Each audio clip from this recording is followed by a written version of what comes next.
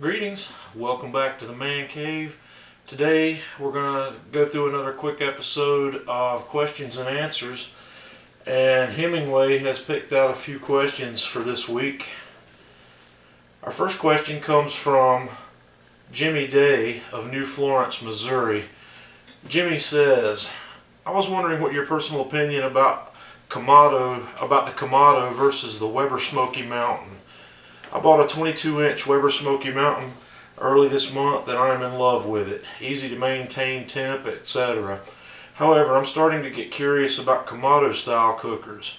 In your opinion, what are the pros and cons of the Komodo, and is it worth it to own a Komodo and a Weber Smoky Mountain?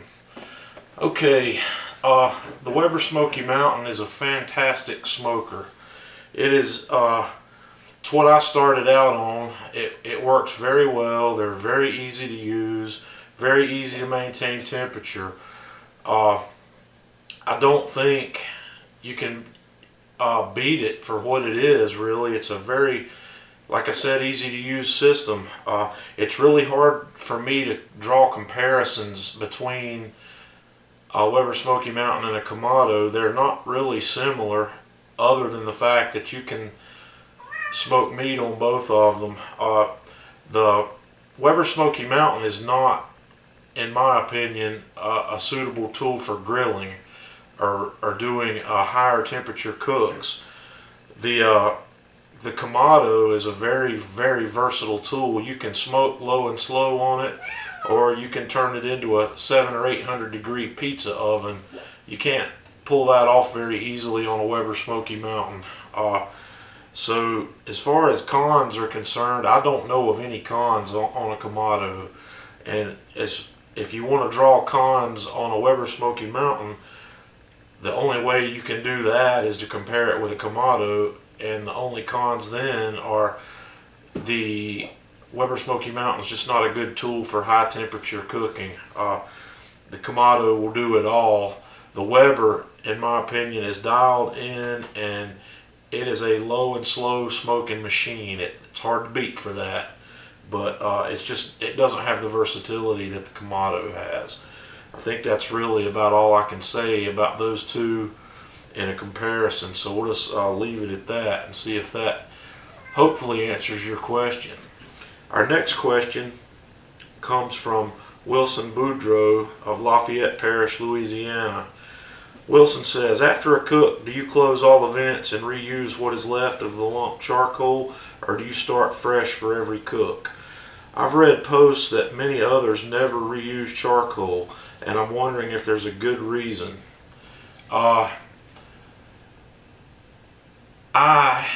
have zero waste lump charcoal. I never ever throw partially burned charcoal away. I can't think of a good reason not to reuse charcoal. What you have to be aware of is that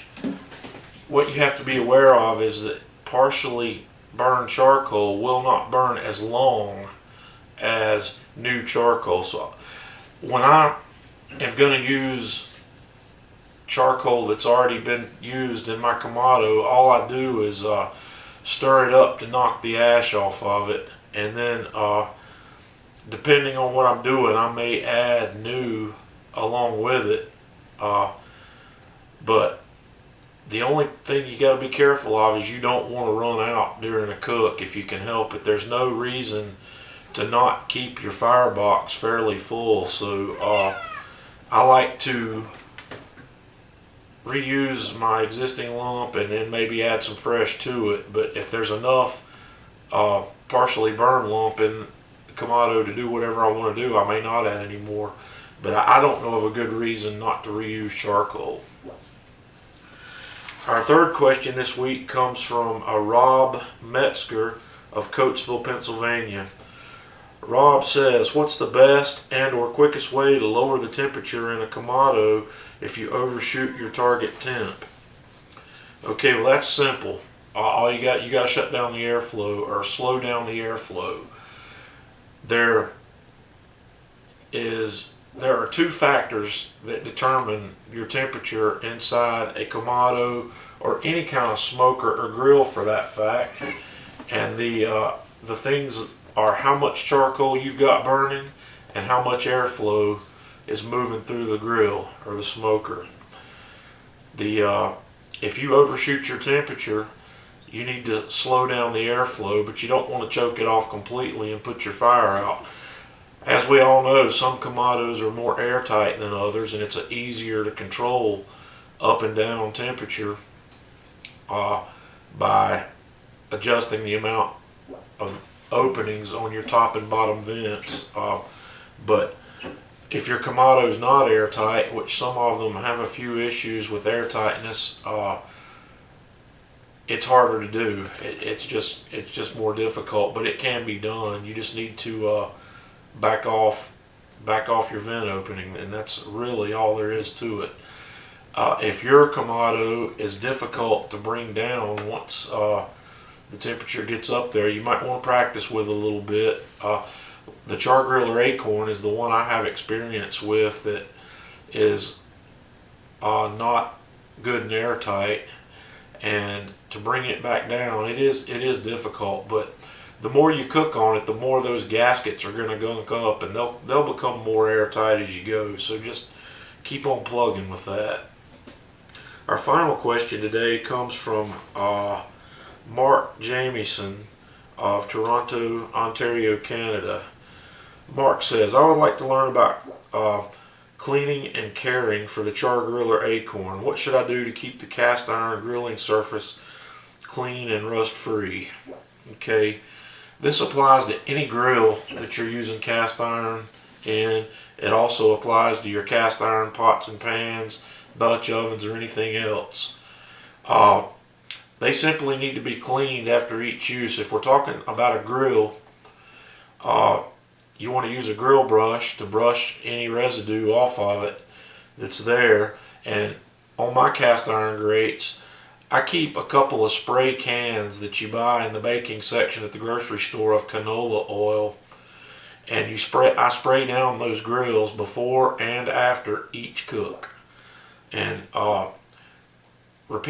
doing that repeatedly will keep that grill seasoned, and it'll stay that way up until the point where you do a cook that's so hot that it's going to burn the seasoning back off. Like if you take your acorn up to 600 degrees to cook pizzas on or whatever, you're going to burn the seasoning off of that cast iron. There's no way to avoid that. They just can't handle that temperature and maintain that seasoning. So when that happens, what I like to do is rub the grill grate down again with a thin coat of Crisco, and then bring the grill up to 350 degrees for an hour or so, and then shut the air down and let it cool. That will give you a good re-seasoning. And as far as cleaning and caring for the char-griller, the rest of the stuff on the char-griller, there's nothing in there that water will hurt. I just use a brush that you might use for your tires on your car, a plastic bristle brush, a little soap and water, and the garden hose to clean that out. And I really don't do that. I wouldn't do that often. The only cleaning I think that needs to be done regularly on the char-griller acorn is the inside of the dome lid. You're going to get a creosote buildup in there, and I just use I use that same plastic brush dry just to brush through there and brush that creosote buildup out periodically, because that stuff tends to drop down on your food when you're cooking with it. I haven't noticed that problem on the ceramics, but on the acorn, I do see that happens regularly, and I get the same sort of buildup on the dome lid of my Weber Smoky Mountain and my Weber kettle grill. So just keep that brushed out and you should be good to go. There's nothing else you really need to do.